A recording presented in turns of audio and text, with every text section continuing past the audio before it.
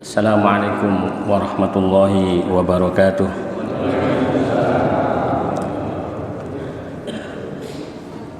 Alhamdulillahi hamdan katsiran tayyiban mubarakan fih kama yuhibbu rabbuna wa yarda. Asyhadu an la ilaha illallah wahdahu la syarikalah wa asyhadu anna Muhammadan abduhu wa rasuluh. Allahumma salli wa sallim wa barik wa zid wa an'im ala nabiyyina Muhammadin wa ala alihi wa ashabihi ajma'in wa man tabi'ahum bi ihsanin ila yaumiddin. Wa qala Allah subhanahu wa ta'ala, ya ayyuhalladzina amanu taqullaha haqqa tuqatih wa la tamutunna illa wa antum muslimun. Ya ayyuhalladzina amanu taqullaha wa qulu qawlan sadida yuslih lakum a'malakum wa yaghfir lakum dhunubakum wa may yuti'illaha wa rasulahu faqad faza fawzan 'azima. Amma ba'd. Para bapak-bapak, para sepuh, para pini sepuh, para pengurus Masjid Nurul Huda dan jamaah semuanya, bapak dan ibu jamaah Masjid Nurul Huda, semoga kita senantiasa diberikan keberkahan dan kemuliaan dari Allah Subhanahu wa ta'ala. Mudah-mudahan sholat subuh yang barusan kita kerjakan itu diterima oleh Allah Subhanahu wa ta'ala, menjadi sebab diampuninya dosa-dosa kita semuanya. Amin ya rabbal alamin. Para jamaah sekalian, alhamdulillah Allah Subhanahu wa ta'ala pada pagi hari ini mengumpulkan kita kembali untuk belajar bersama-sama dalam urusan agama ini. Mudah-mudahan duduknya kita pada pagi hari ini, hadirnya kita pagi ini mendapatkan bagian pahala dari Allah Subhanahu wa ta'ala. Semoga menjadi amal ilmu yang bermanfaat yang bisa kita amalkan, karena hakikat ilmu itu adalah yang kita amalkan, bukan yang kita hafalkan, bukan yang kita tulis, tapi apa yang kita amalkan. Dan puncak dari ilmu itu adalah khasyatillah, yakni rasa takut kepada Allah Subhanahu wa ta'ala. Maka kalau kita ini belajar tapi belum ada rasa takut kita kepada Allah, ini adalah indikasi bahwa ilmu kita kemungkinan masih belum bermanfaat, ya. Maka semoga Allah Subhanahu wa ta'ala memberi kita ilmu yang bermanfaat. Allahumma inna nas'aluka ilman nafi'ah wa rizqan thayyibah wa amalan mutaqabbalah. Jamaah rahimakumullah, Nabi kita Muhammad SAW mengatakan, ya, beliau bersabda, disebutkan di dalam hadis yang diriwayatkan oleh Imam At-Tirmidzi dan juga Imam Ibnu Majah. Beliau bersabda, a'maru ummati ma baina sittina ila sab'in. Umur umatku itu adalah antara 60 tahun sampai 70 tahun, kata Rasulullah.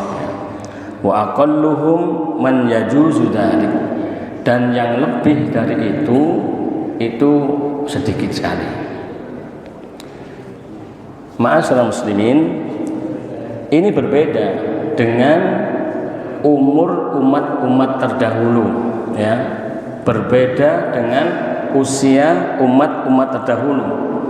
disebutkan oleh Allah Subhanahu wa taala di dalam surat Al-Ankabut ya, surat ke-19 surat ke-29 ayat 14 ya. Allah Subhanahu wa taala berfirman alfasanatin ila khamsina ammah. Ini dikatakan oleh Allah Subhanahu wa taala bahwa Nabi Nuh alaihi salatu wassalam, beliau itu berdakwah. Usia dakwahnya Nabi Nuh saja kata Allah adalah alfa sanatin ila khamsina am, yakni 1000 tahun kurang 50 tahun, berarti 950 tahun. Ini usia dakwahnya Nabi Nuh. Usia dakwahnya saja 950 tahun, berarti usia Nabi Nuh sendiri lebih dari 950 tahun. Oleh karena itu para jamaah semuanya, kenapa orang-orang dahulu itu usianya sangat panjang, dipanjangkan oleh Allah Subhanahu wa taala, ini menjadikan mereka umat-umat terdahulu itu memiliki kesempatan, mereka memiliki waktu yang sangat lama untuk mengumpulkan pundi-pundi pahala. Ya, mereka memiliki kesempatan untuk menambah amal-amal soleh mereka karena umur mereka yang panjang. Berbeda dengan umur kita, umatnya Nabi Muhammad SAW itu antara 60 sampai 70 tahun. Akan tetapi jamaah rahimakumullah, di antara karunia yang sangat besar yang Allah Subhanahu wa taala berikan kepada kita, Allah Subhanahu wa taala itu menetapkan adanya amalan-amalan yang apabila diamalkan oleh umat ini, yang apabila diamalkan oleh umat Rasulullah sallallahu alaihi wasallam, yang apabila kita amalkan ini akan diberi oleh Allah, akan disiapkan oleh Allah pahala yang sangat besar, ganjaran yang sangat besar, sehingga kita bisa menandingi umat-umat terdahulu dari segi amal ini. Walaupun umur kita umat Nabi Muhammad ini pendek, tetapi Allah Subhanahu wa taala menetapkan ada amalan-amalan yang disiapkan pahala yang sangat besar oleh Allah Subhanahu wa taala. Ya. Oleh karena itu pada kesempatan pagi hari ini insya Allah kita akan belajar bersama-sama, mudah-mudahan menjadi ilmu yang bermanfaat tentang amalan-amalan yang ringan, yang apabila kita amalkan itu nanti akan menjadi pemberat di timbangan, artinya pahalanya sangat besar. Jamaah rahimakumullah, sebelum kita membacakan hadis-hadis yang menyebutkan tentang amal-amalan yang ringan ini, perlu kita ketahui terlebih dahulu tentang kaidah ya. Ada beberapa kaidah yang mempengaruhi besar kecilnya pahala suatu amal ya. Bapak dan Ibu sekalian yang dirahmati Allah, beberapa kaidah itu hendaknya kita perhatikan agar amal-amal soleh kita yang apabila kita amalkan ini mendapatkan pahala yang besar di sisi Allah Subhanahu wa taala. Dan perlu kita ketahui, ketika beramal, di antara harapan yang harus kita munculkan dalam amal soleh itu adalah mendapatkan balasan pahala dari Allah Subhanahu wa taala. Kenapa? Yang memerintahkan adalah Allah. Ya. Yang memerintahkan ketika kita beramal mengharapkan pahala itu Allah. Yang perintahkan ketika kita beramal soleh kita mengharapkan surga, dijauhkan dari neraka itu Allah Subhanahu wa taala. Maka di antara bentuk keikhlasan dalam beramal itu salah satunya adalah mengharapkan pahala dari Allah Subhanahu wa taala dan dijauhkan dari nerakanya Allah.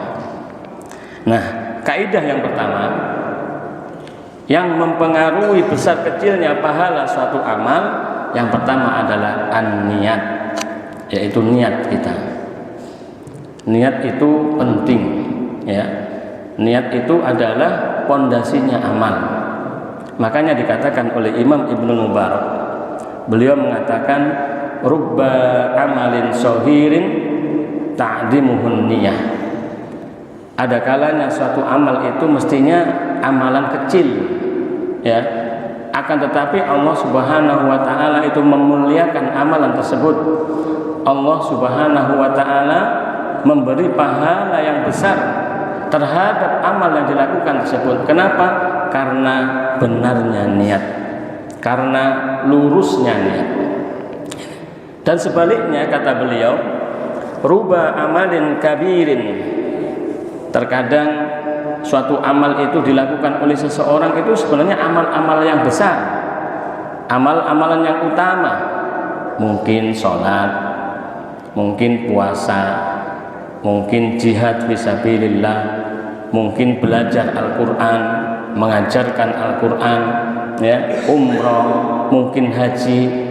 Tapi kata beliau, tuzhiruhun niyah, Allah Subhanahu wa ta'ala tidak menilainya sebagai amal yang besar, tapi Allah menganggapnya amal yang remeh, bahkan tidak diberi pahala oleh Allah. Kenapa?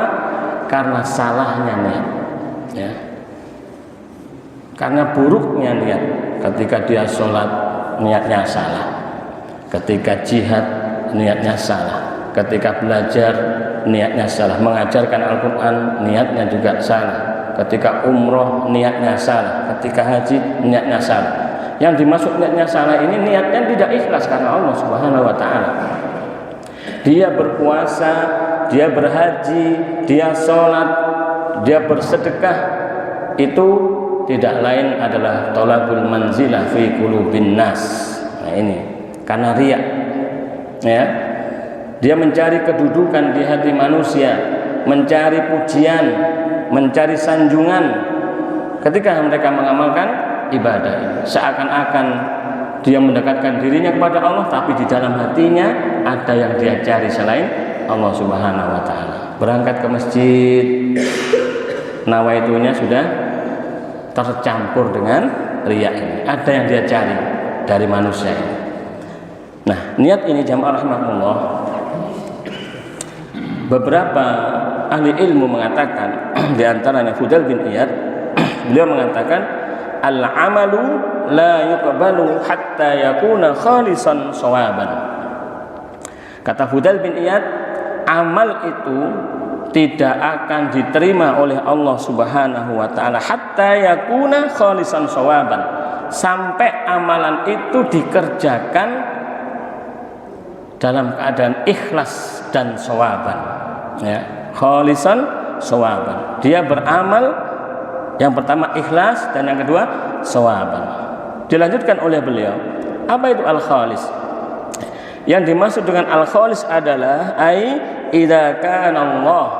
Yang dimaksud dengan ikhlas adalah yaitu ketika dia beribadah itu ikhlas lillahi ta'ala.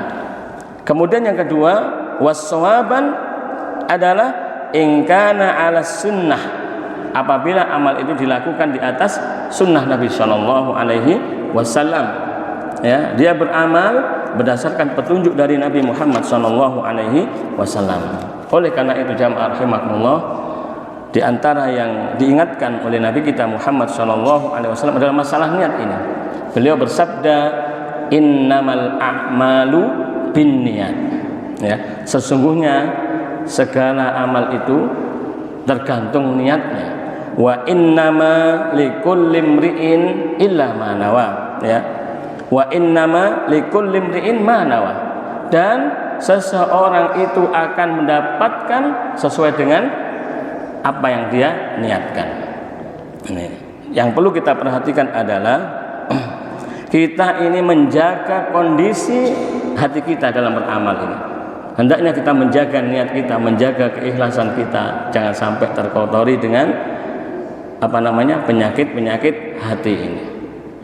Oleh karena itu Sufyan Ats-Tsauri mengatakan ma'allajtu syai'an, ya, ma'allajtu syai'an asyaddu alayya min niyyati.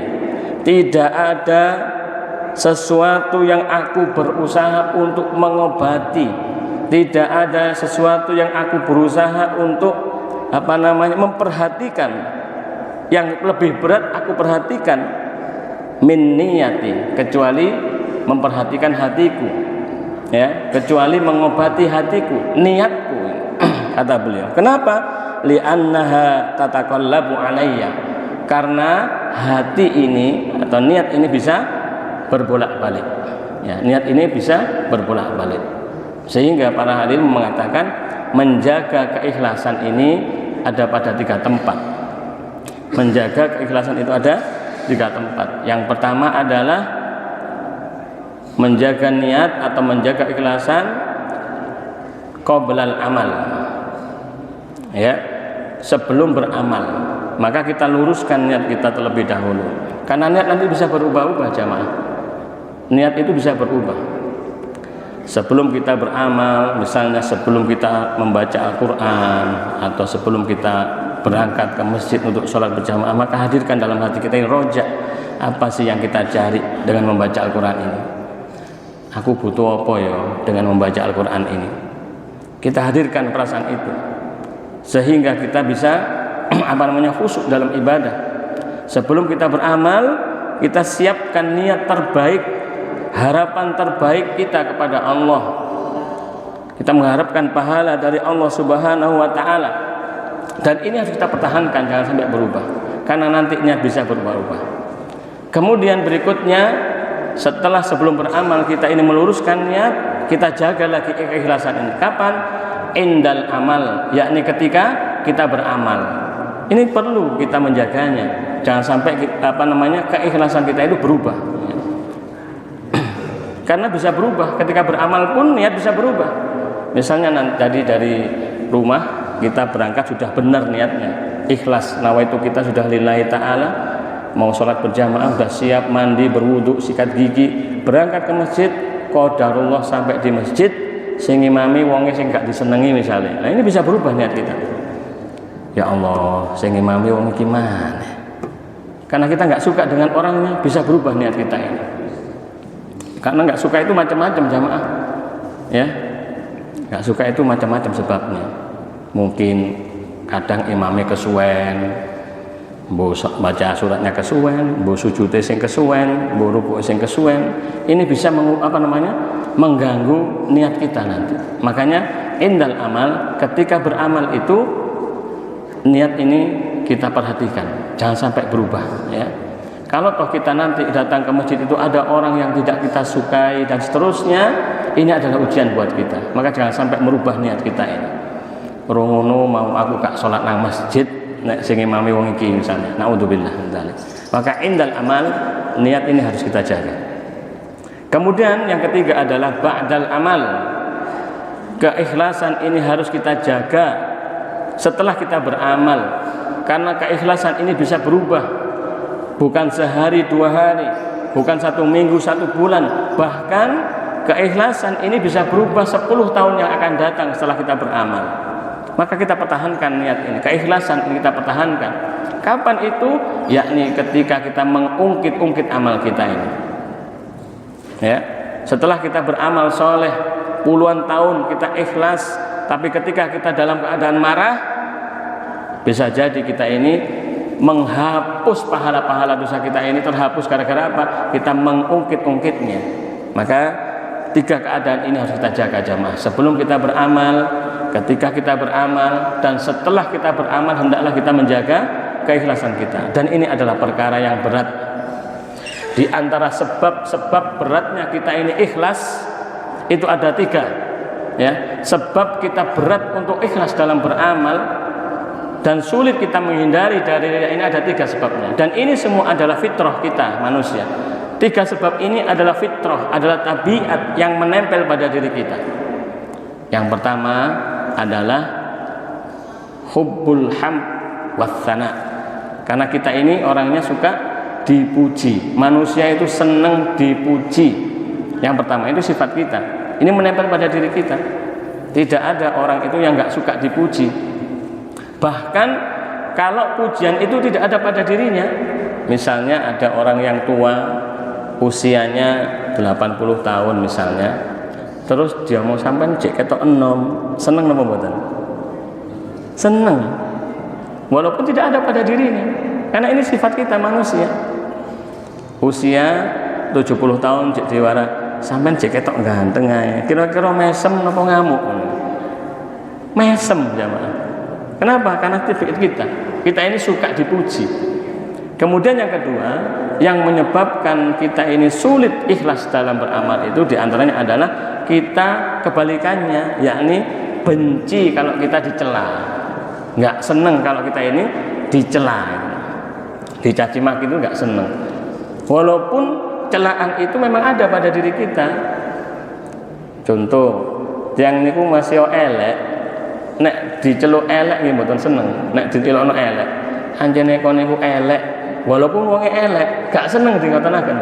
Gitu mboten? Nggih. Saya pernah ini sulit untuk berbuat ikhlas adalah karena rakus kepada dunia. Karena kita rakus kepada dunia. Rakus kepada harta, rakus kepada kedudukan. Ini sulit kita untuk berbuat ikhlas ya. Misalnya kita ini kalau menginginkan kedudukan ya, ini zamannya ini. Kalau seseorang itu menginginkan jabatan, maka akan melakukan apa saja yang bisa dia lakukan untuk mencitrakan dirinya adalah orang yang baik. Ya, makanya ini dikatakan riya itu. Seseorang yang menginginkan kedudukan, seseorang yang mengharapkan jabatan, dia akan mencitrakan, akan menunjukkan bahwa dirinya adalah orang yang pantas, dirinya adalah orang yang baik mendapatkan jabatan tersebut. Sehingga dia melakukan riya gitu. Saumur-umur gak tahu jegur sawah misalnya, dia mau masuk ke dalam sawah. Kenapa? Untuk jabatan. Saumur-umur gak tahu gendong arek cilik, saumur-umur gak tahu numpak becak, tapi karena ada yang diinginkan, bahkan dirinya yang becak. Maka hati-hati jamaah. Ini yang menyebabkan diri kita ini sulit berbuat ikhlas ini, karena ada yang kita harapkan dari dunia ini. Ya, kedudukan, harta dan lain sebagainya. Ini sebab-sebab yang menjadikan diri kita ini sulit berbuat ikhlas dan sering terjerumus dalam penyakit riya. Ini adalah yang pertama. Kaidah yang pertama yakni niat ini jamaah. Kemudian kaidah yang kedua adalah semakin sulit dan banyaknya suatu amal yang dilakukan, itu akan semakin banyak pahalanya. Ya, semakin besar pahalanya. Ini kaidah yang kedua. Kalau suatu ibadah itu sulit kita lakukan dan lebih banyak, maka ini menjadikan amal itu semakin besar pahalanya. Ya. Dikatakan oleh Imam As-Suyuti, beliau mengatakan, "Makana aksaru fi'lan kana aksaru fadlan." Amalan yang banyak pengorbanannya ya, itu lebih banyak keutamaannya, kata beliau. Kemudian Imam Az-Zarkashi juga mengatakan, al-amalu kasura wa syaqqa. Amalan yang banyak dan sulit, kata Imam Az-Zarkashi, adalah kana afdalu mimma laisa kadzalik. Itu lebih utama daripada amalan-amalan yang tidak seperti itu. Artinya amalan yang tidak sulit dan tidak banyak. Ini. Maka amalan itu semakin banyak dan semakin sulit untuk kita kerjakan, itu semakin besar pahalanya. Ini kaidah yang kedua. Ya, misalnya, contohnya nih, sholat dalam keadaan berdiri itu lebih utama daripada sholat dalam keadaan duduk. Pahalanya lebih banyak sholat dalam keadaan berdiri. Tapi kalau tidak mampu berdiri, maka sholat dengan duduk. Dan sholat dengan dalam keadaan duduk itu lebih utama, lebih besar pahalanya daripada sholat dalam keadaan berbaring. Seperti itu kaidahnya jemaah. Ya. Kemudian tergantung dari besarnya manfaat. Pahala itu tergantung dari besarnya manfaat. Jadi kalau kita melakukan suatu amalan ini, semakin banyak manfaatnya atau semakin besar manfaatnya, itu akan semakin banyak pahalanya. Ya, semakin banyak pahalanya. Akan tetapi yang perlu kita ketahui, yang perlu kita pahami adalah tidak boleh jamaah rahimakumullah kita ini menyengaja, ini kaidah yang kedua tadi, menyengaja mencari-cari amal-amalan yang berat atau memberatkan suatu amal. Ya, dalam rangka mencari keutamaan tadi, nggak boleh kita menyengaja mencari menempuh kesulitan dalam rangka melakukan suatu amal ini. dalam rangka mencari keutamaan tadi. Kenapa? Karena agama ini ringan. Ya, agama ini ringan sebagaimana Nabi SAW mengatakan, inna hadad din yusrun. Sesungguhnya agama ini adalah ringan. Agama ini adalah mudah. Barang siapa yang mempersulit agama ini, maka dia adalah orang yang kalah. Berkaitan dengan kaidah yang ketiga ini jamaah, pahala tergantung dari besarnya manfaat, adalah ala qadril manfaati la al-masaqqah. Ya, jadi amalan yang lebih besar manfaatnya, lebih banyak manfaatnya, itu akan lebih banyak pahalanya.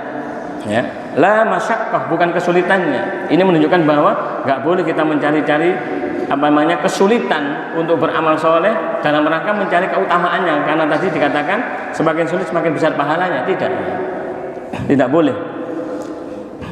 Contohnya misalnya seseorang yang sedang safar, ya, seseorang yang sedang melakukan perjalanan jauh, sebagaimana disepakati oleh para ulama, safar itu yakni menempuh jalan sampai 83 km ke atas itu ya, safar. Itu yang membatalkan puasanya atau yang berbuka puasa itu lebih utama daripada yang melanjutkan puasanya.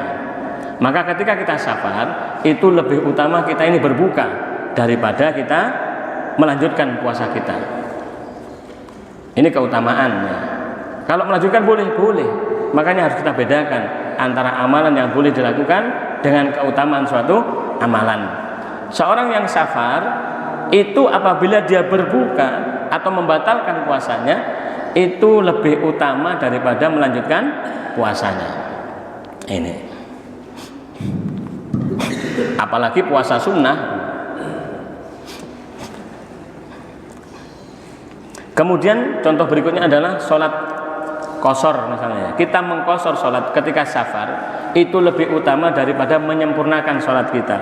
Misalnya ketika kita safar masuk waktu zuhur, maka kita mengqashar sholat kita, meringankan sholat kita menjadi 2 rakaat, itu lebih utama daripada kita menyempurnakan 4 rakaat. Karena ini ada rukhsah yang diberikan oleh Allah Subhanahu wa taala. Ya. Ini kaidah yang berapa tadi? Kaidah yang ketiga. Makanya Imam Asy-Syafi'i rahimahullah taala ketika beliau ditanya oleh salah seorang muridnya, "Wahai Imam, apa yang lebih Anda sukai? Itu sholat semalam suntuk atau belajar ilmu agama?" Lalu Imam Syafi'i mengatakan, beliau menjawab, yang lebih aku sukai adalah belajar ilmu agama. Kenapa? Karena kalau sholat semalam suntuk itu manfaatnya hanya untuk diriku, kata Imam Syafi'i. Sholat semalam suntuk itu manfaatnya hanya untuk diriku. Aku mendapatkan pahala dari Allah, aku mendapatkan keutamaan dan seterusnya. Tapi kalau aku belajar ilmu agama, ini manfaatnya untuk orang banyak, manfaatnya untuk umat yang luas. Ini, maka semakin banyak amalan itu bermanfaat untuk orang lain, semakin banyak pahalanya. Kemudian kaidah yang keempat, ya, kaidah yang keempat, sebelum nanti kita membacakan hadis-hadis tentang amal-amalan apa saja yang mendapatkan pahala yang besar di sisi Allah, yang keempat adalah yang wajib itu lebih utama daripada yang sunnah. Ya, amalan yang wajib itu lebih utama daripada amalan yang sunnah. Imam As-Suyuti mengatakan, al-fardu afdalu minan nafli. Amalan yang wajib itu lebih afdal, lebih utama daripada amalan yang sunnah. Oleh karena itu, Imam Ibnu Hajar Al-Asqalani di dalam Fathul Bari, beliau mengatakan, man saghalahul fardu, ya, barang siapa yang menyibukkan dirinya terhadap perkara yang wajib, anin nafli, dari perkara-perkara yang sunnah, fahuwa ma'dzurun, maka dia lebih berhak untuk mendapatkan uzur. Ini kata Imam Ibnu Hajar Al-Asqalani. Barang siapa yang menyibukkan dirinya dengan amalan-amalan yang wajib atau perkara-perkara yang wajib, maka dia lebih berhak untuk mendapatkan uzur.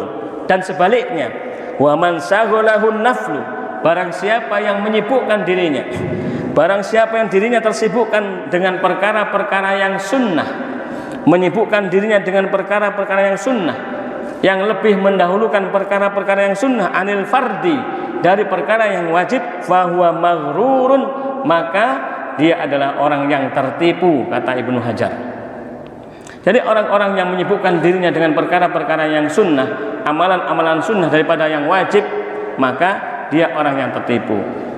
Misalnya poso Daud kuat tapi nggak poso Ramadan. Nah, ini tertipu jamaah. Sampean poso apa? Poso Daud aku. Kuat dia, nggak pernah meninggalkan puasa Daud, tapi ketika datang bulan Ramadan dia nggak berpuasa Ramadan. Maka ini tertipu dia. Dia menyibukkan dirinya dengan perkara-perkara sunnah tapi tidak melakukan perkara yang wajib. Dia sholat malamnya kuat. Ada seseorang yang sholat malamnya sangat kuat, tidak pernah meninggalkan sholat malam. Sholat duha juga dilakukan, akan tetapi sholat wajibnya itu tidak dikerjakan. Ini adalah orang-orang yang tertipu. Atau sholat wajibnya bolong-bolong misalnya, tertipu dia dengan amalnya ini.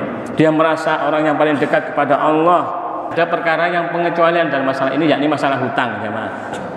Ini pengecualian yang harus kita pahami.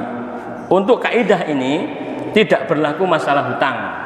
Ya, kalau hutang itu memutihkan hutang itu hukumnya sunnah. Membebaskan hutang itu hukumnya sunnah. Tapi memberi tenggang waktu seseorang itu membayar hutang kepada kita, ya, itu wajib hukumnya. Sekali lagi, kita memberi tenggang waktu, memberi udzur kepada saudara kita yang hutang pada diri kita ini hukumnya wajib.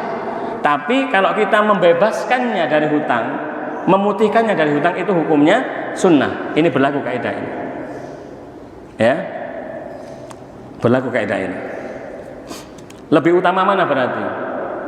Lebih utama memberi tenggang waktu daripada membebaskan hutang. Saya dipahami nggih? Jadi memutihkan hutang itu hukumnya sunnah, sedangkan memberikan tenggang waktu, memberi udzur kepada saudara kita yang berhutang itu hukumnya wajib. Maaf. Jadi memutihkan hutang sunnah ini sebenarnya hukumnya sunnah. Sebenarnya hukumnya sunnah kita memutihkan hutang orang lain, tapi itu hukumnya lebih utama. Maaf. Ya, membebaskan hutang orang yang berhutang kepada kita hukumnya sunnah, tapi lebih utama. Walaupun memberi tenggang waktu itu hukumnya wajib. Ngapunten. Kemudian yang kedua, mengucapkan salam itu hukumnya apa? Sunnah. Memulai salam itu hukumnya sunnah, dan menjawab salam itu hukumnya wajib. Tapi yang lebih utama apa? Yang mendahului mengucapkan salam. Walaupun mengucapkan salam lebih dahulu itu hukumnya sunnah, tapi kedudukannya dia lebih utama daripada menjawab salam. Menjawab salam hukumnya wajib, mengucapkan salam pertama kali hukumnya sunnah. Ini kaidah yang keempat. Dan yang terakhir, kaidah yang kelima, ya, yang mempengaruhi besar kecilnya suatu pahala adalah karena tingkat keimanan seseorang. Semakin tinggi keimanan seseorang, semakin tinggi harapan seseorang kepada Allah, semakin tinggi rasa takutnya kepada Allah Subhanahu wa taala, semakin tinggi makrifatnya kepada Allah, maka semakin tinggi pahalanya yang ia dapatkan ketika dia beramal, ya. Contohnya para sahabat itu mereka ini bersedekah atau berinfak satu mud itu lebih besar pahalanya daripada kita ini bersedekah sebanyak satu gunung Uhud emas. Jadi amalnya para sahabat itu jamaah itu lebih tinggi nilainya di sisi Allah, lebih besar pahalanya di sisi Allah. Kenapa? Karena tingginya keimanan mereka kepada Allah Subhanahu wa taala. Karena tingginya ketakwaan mereka kepada Allah Subhanahu wa taala sehingga melebihi amal-amal kita. Walaupun kita ini beramal atau berinfak atau bersedekah sebanyak gunung Uhud besarnya amalnya sedekah kita ini, tapi dengan amal para sahabat yang sebanyak hanya setengah mud, yang satu mud atau setengah mud saja, itu masih kalah sedekah kita ini nilai pahalanya di sisi Allah Subhanahu. Kenapa? Karena besarnya dan tingginya keyakinan mereka kepada Allah Subhanahu wa taala. Nah, para jamaah rahimakumullah, itu adalah kaidah-kaidah dalam beramal yang mempengaruhi besar kecilnya pahala suatu amal. Sehingga dengan mempelajari kaidah-kaidah tadi, kita nanti bisa memilih, kita nanti bisa menentukan mana yang kita dahulukan dari amal-amal yang akan kita kerjakan ini supaya kita mendapatkan pahala yang lebih besar. Nah, berikutnya adalah amalan-amalan apa saja yang disebutkan di dalam hadis ini yang termasuk amalan yang ringan tapi Allah siapkan pahala yang sangat besar di sisi Allah Subhanahu wa taala.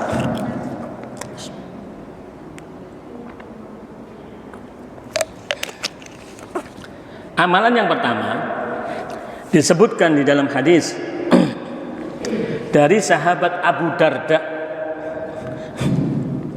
Sahabat Abu Darda mengatakan bahwa Rasulullah Shallallahu Alaihi Wasallam bersabda, "Ma min abdin muslim, tidaklah seorang hamba yang muslim itu yad'una li akhihi, dia berdoa untuk saudaranya bidhahril ghaibi, yang saudaranya yang didoakan itu tidak ada di hadapannya." Artinya saudara sesama muslim yang didoakan itu tidak mengetahuinya. Illa qalal malakul mawkil, ya, kecuali malaikat yang ditugaskan bersamanya itu akan berkata, ya, qalal malakul mukilu bihi aminan, ia akan mengatakan amin ketika kita mendoakan saudara kita dan saudara kita nggak mengetahui, maka malaikat yang bersama kita ini akan mengaminkan doa kita, kemudian mengatakan walaka bimisli, dan untukmu itu sebagaimana yang kau doakan untuk saudaramu. Maka kita perhatikan hadis ini jamaah rahimakumullah. Ini amalan yang pertama, amalan yang ringan, yaitu mendoakan saudara kita sementara saudara kita itu nggak tahu kalau kita doakan. Mendoakan orang lain ini adalah kebaikan, dan yang paling berhak untuk mendapatkan kebaikan ini adalah saudara kita dahulu yang ada hubungan darah dengan kita, ya, termasuk suami, orang tua, anak, istri, dan keluarga-keluarga dekat. Ini yang pertama yang berhak mendapatkan kebaikan ini jamaah rahimakumullah. Sebagaimana secara tersirat disebutkan bahwa hak-hak bertetangga saja misalnya, ini ada 3 macam tetangga kita kan. Ada tetangga yang sama-sama muslim dan dia ada hubungan darah dengan kita, masih saudara dengan kita. Yang kedua, ada tetangga kita itu sesama muslim, dan ada tetangga kita ini yang non muslim. Ini memiliki hak yang berbeda-beda. Yang pertama, yang memiliki hak yang paling banyak adalah tetangga kita. Dia seorang muslim dan dia adalah saudara kita, ada hubungan darah dengan kita. Haknya ada 3, yaitu hak sebagai tetangga, hak sebagai saudara, dan hak sebagai sesama muslim. Lebih banyak haknya, maka ini yang lebih kita dahulukan. Yang kedua, tetangga sesama muslim, ini haknya ada 2. Yang pertama adalah hak sebagai tetangga, yang kedua adalah hak sebagai sesama muslim. Ini nomor 2 yang kita dahulukan. Dan yang ketiga adalah tetangga kita yang non muslim. Ya, tetangga kita non muslim itu memiliki hak juga, yakni hak sebagai tetangga, dan ini nggak boleh kita sia-siakan hak mereka, ya. Oleh karena itu, ketika kita mendoakan orang lain, yang pertama yang harus kita dahulukan adalah yang ada hubungan darah dengan kita, suami kita, pasangan kita, istri kita, anak-anak kita, saudara-saudara kita, dahulukan kebaikan ini, kita doakan mereka, baru kemudian yang lainnya. Di antara doa-doa yang diajarkan adalah kita mendoakan sesama muslim yang tidak mengetahui kalau mereka kita doakan adalah Allahumma gfirli wali walidayya walil mu'minina yauma yakumul hisab. Salah satunya, ya Allah, aku mohon padamu ampunan, wali walidayya, ampunilah aku, kemudian ampunilah kedua orang tuaku dan orang-orang muslim pada nanti yaumul hisab. Kemudian ada lagi doa yang perlu kita amalkan untuk mendoakan orang lain. Ini pahalanya sangat banyak jamaah rahimakumullah.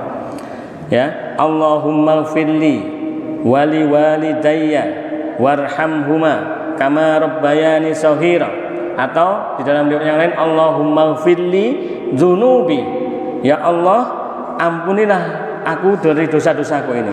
Wali walidayya, dan dosa-dosa kedua orang tuaku. Warhamhuma kama rabbayani shaghira, dan kasih sayangilah keduanya sebagaimana mereka mengasihiku pada waktu aku masih kecil.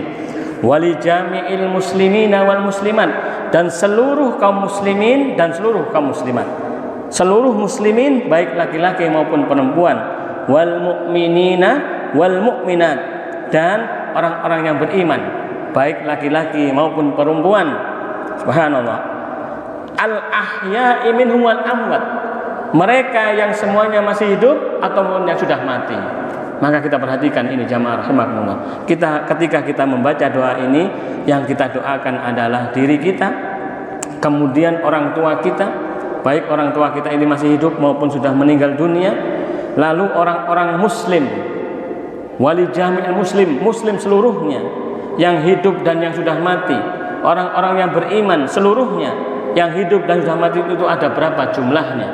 Ada miliaran kaum muslimin yang hidup dan yang meninggal dunia, ada jumlahnya itu miliaran orang-orang yang beriman, yang hidup maupun yang sudah meninggal dunia. Ini kita doakan dengan doa ini, maka kebaikan dari doa ini akan sampai pada kita juga. Malaikat yang bersama kita akan mengaminkan kita berapa kali sesuai dengan jumlah orang-orang muslim dan orang-orang mukmin yang kita doakan. Ini Allahumma firli dunubi wali walidayya warhamhuma kama rabbayani shaghira wali jami'il muslimina wal muslimat wal mu'minina wal mu'minat al ahya'i minhum wal amwat. Kita berdoa dengan doa ini jamaah, maka doa ampunan, permohonan ampun itu akan diaminkan malaikat dan akan kembali kepada kita berapa miliar kali. Masya Allah, ini pahalanya sangat besar kalau kita mengamalkan doa ini. Kemudian berikutnya, amalan yang ringan berikutnya disebutkan di dalam hadis adalah berkaitan dengan zikir. Ya, zikir itu adalah amalan yang ringan, dan ini adalah perkara yang diperintahkan oleh Allah Subhanahu wa taala. Allah Subhanahu wa taala berfirman, "Fadhkuruni azkurkum," dan ingatlah kepadaku maka aku akan mengingatmu. Di dalam ayat yang lain Allah juga berfirman, "Ya ayyuhalladzina amanu dzkuru dzikran katsira." Wahai orang-orang yang beriman, ingatlah kepada Allah, berzikirlah kepada Allah dengan zikir yang banyak. Maka zikir ini adalah amalan yang ringan, yang hendaknya kita jangan melupakannya. Di antara zikir-zikir yang disebutkan di dalam hadis, ya, yang memiliki pahala yang besar, yang memiliki keutamaan yang sangat banyak, yang pertama adalah zikir yang disebutkan di dalam hadis itu lebih banyak nilai pahalanya daripada dunia seisinya. Apa itu? Disebutkan dari hadis dari sahabat Abu Hurairah radhiyallahu an. Qala, Abu Hurairah mengatakan, qala Rasulullah sallallahu alaihi wasallam. Rasulullah sallallahu alaihi wasallam bersabda, la an aqulu subhanallah walhamdulillah wa la ilaha illallah wallahu akbar. Ya. Sesungguhnya membaca subhanallah walhamdulillah, segala puji bagi Allah, wala ilaha illallah, dan tidak ada ilah yang berhak disembah dengan benar kecuali Allah, Allahu akbar, Allah maha besar. Kalau ini kita baca subhanallah walhamdulillah wala ilaha illallah, Allahu akbar, kata Nabi, ahabbu ilayya mimma tala'at alaihi syams, itu lebih aku cintai daripada apa-apa yang terkena sinar matahari. Ini kata Nabi. Kalau kita berzikir, ini bukankah amalan yang ringan? Berzikir itu tidak mengeluarkan keringat, tidak mengeluarkan biaya, tapi memiliki keutamaan amalan yang besar, yakni mengucapkan subhanallah walhamdulillah la ilaha illallah Allahu akbar. Ini adalah pahalanya sangat besar. Itu lebih utama atau lebih besar daripada dunia seisinya. Ini adalah zikir yang pertama. Maka jangan kita nanti zikir-zikir yang disebutkan dalam hadis ini, monggo kita pilih mana yang mudah kita hafalkan jamaah, yang memiliki keutamaan-keutamaan ini monggo kita pilih dan kita amalkan agar kita mendapatkan pahala yang besar. Ya, kemudian kita ini hadirkan dalam hati, kita sangat butuh pahala dari Allah Subhanahu wa taala karena banyaknya dosa-dosa yang kita lakukan ini. Yang kedua, ada zikir itu yang pahalanya lebih daripada membebaskan 10 budak, ya. Pahalanya itu lebih daripada membebaskan 10 budak. Apa itu? Nabi Muhammad SAW bersabda, "Man qala la ilaha illallah wahdahu la syarikalah, lahul mulku wa lahul hamdu wa huwa ala kulli syai'in qadir." Barang siapa yang mengucapkan la ilaha illallah wahdahu la syarikalah, lahul mulku wa lahul hamdu wa huwa ala kulli syai'in qadir, fi yaumi mi'ata marrah, dalam sehari itu 100 kali, kata Nabi. Barang siapa yang mengucapkan la ilaha illallah wahdahu la syarikalah, lahul mulku wa lahul hamdu wa huwa ala kulli syai'in qadir, fi yaumin, dalam satu hari, mi'ata marrah, 100 kali, maka kata Nabi, kanat lahu adlun asri riqabin, maka itu sebanding dengan membebaskan 10 budak.